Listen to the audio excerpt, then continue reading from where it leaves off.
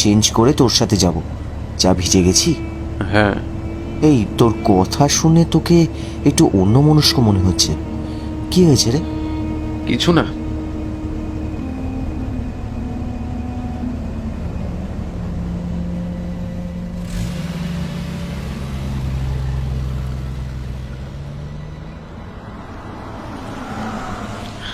চলে এলাম তো। আরে এত দূরে গাড়িটাকে থামালি কেন? আমি আর যাব না, তোরা যা। ঘরে বড়রা আছে, তাড়াতাড়ি জামা কাপড় পাল্টে চলে আসিস, কেমন? একদম দেরি করিস না, যা। অরুণ আর প্রতাপ গাড়ি থেকে নেমে সমরেশের বাড়ির দিকে যায়। বাড়ির কাছে গিয়ে অরুণ একবার পেছন ঘুরে তাকিয়ে দেখে কোথাও কোনো গাড়ি নেই। একটু অবাক হলেও অতটা খেয়াল করে না, ঘরে ঢুকে যায়। কিছুক্ষণ পর তারা দুজনে আসে পোশাক পাল্টে। যখন বাড়ির বাইরে আসে তখন দেখে দূরে একটা গাড়ি দাঁড়িয়ে আছে। আরে তাড়াতাড়ি চল, আবার বৃষ্টিতে নয়তো ভিজে যাব। গাড়িটা এত দূরে দাঁড় করিয়েছে কেন কে জানে। দুজনেই কোনো রকম ভাবে দৌড়ে গাড়িতে এসে উঠলাম। সঙ্গে সঙ্গে অরুণ রেগে বলল, কিরে, এত দূরে গাড়িটা থেকে দাঁড় করালি, সেই তো ভিজে গেলাম। কিছুই বলল না সমরেশ। এই তোর গাড়িটা এরকম কেন? আর ভালো করে ফুল দিয়ে সাজাসনি বা কেন?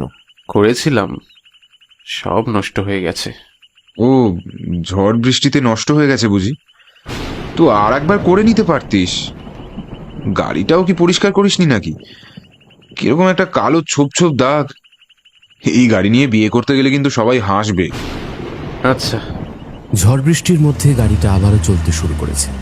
সমরেশ কিরকম অদ্ভুতভাবে উত্তর দিচ্ছে। প্রতাপ অনেকবার জিজ্ঞাসা করেছে কিন্তু সমরেশ কিছুই বলছে না।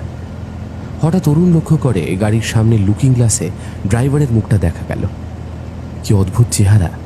তার চোখ দুটো যেন বেরিয়ে এসেছে, আর গোটা শরীর যেন পোড়া। এটা কি দেখলাম? গাড়ি থামা।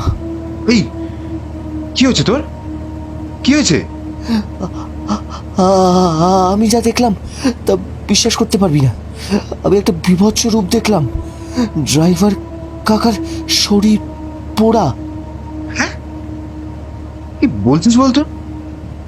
ওই তো কাকা বসে আছে, সব তো স্বাভাবিকই মনে হচ্ছে। না না, আমি দেখলাম। এমন সময় ড্রাইভার কাকার সামনে থেকে পেছনে ঘুরে সামনের দিক থেকে পেছন দিকে মুখটা ঘোরায়। মুখটা অদ্ভুত হলেও সে স্বাভাবিক। বাবুরা বুঝি ভয় পেয়েছে? ড্রাইভারের হাসিটা দেখে দুজনে চমকে ওঠে। অদ্ভুতভাবে ড্রাইভার হাসছে, চোখ দুটো যেন একটু বেশি অদ্ভুত। ওরা ভয় পায় না, ওরা ভূতে বিশ্বাসই করে না। কিরে, তাই তো? শহরে থাকাকালীন কতবার বলেছি তোরা তো বিশ্বাসই করিস না, তাহলে আজকে ভয় পেলি বল?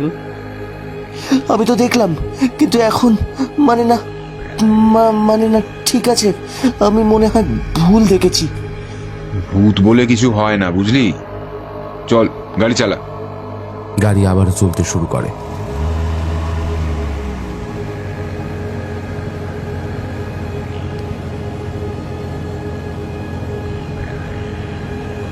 হঠাৎ প্রতাপ লক্ষ্য করে একটু আগে এই রাস্তা দিয়ে সে গেছে।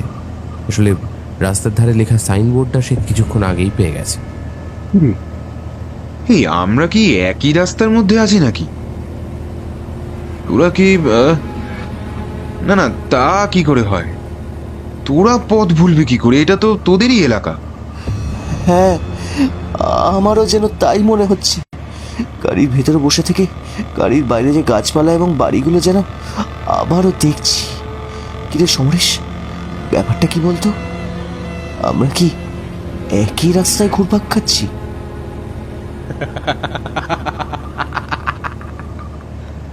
হ্যাঁ রে ভাই, আজকে নাকি বিয়ে। তুই কি আমাদের আজকে ভয় দেখানোর চেষ্টা করছিস? তবে শোন, ভয় আমরা পাই না। সত্যি সত্যি ভয় পাস না? আরে তোর আজকে বিয়ে, তুই আজকে ভূতের যা যা গল্প শুনেছিস সব প্রমাণ করবার জন্য কি উঠে পড়ে লেগেছিস বলতো?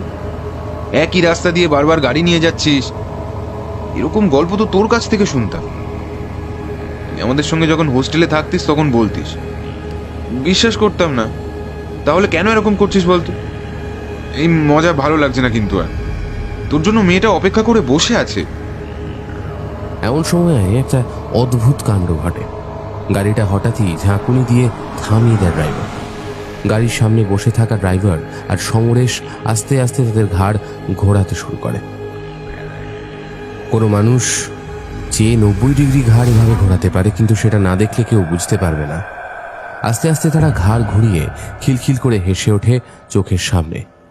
তাদের স্বাভাবিক মুখগুলো বিভৎস পোড়া মুখে পরিণত হয় আর খিলখিল করে বলে,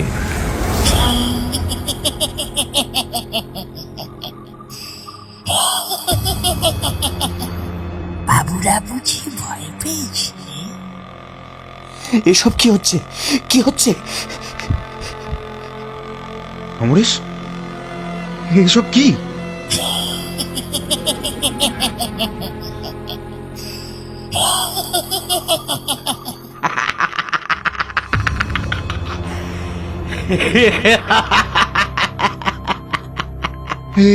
এসব কি হচ্ছে? আমাদেরকে গাড়ি থেকে নামতে হবে, আমাদেরকে গাড়ি থেকে নামতে হবে, নামতে হবে আমাদেরকে। কিরে, বিশ্বাস হচ্ছে এবার? হ্যাঁ,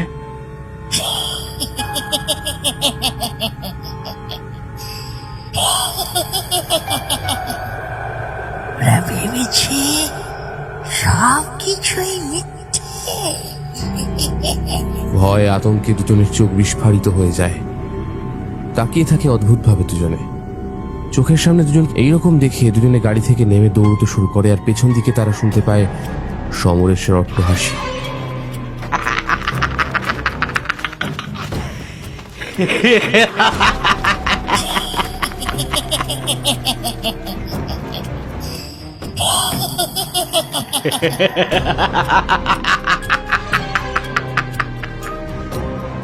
কোথায় পালিয়ে যাবি? কোথায় পালিয়ে যাবি? এখানেই আসতে হবে।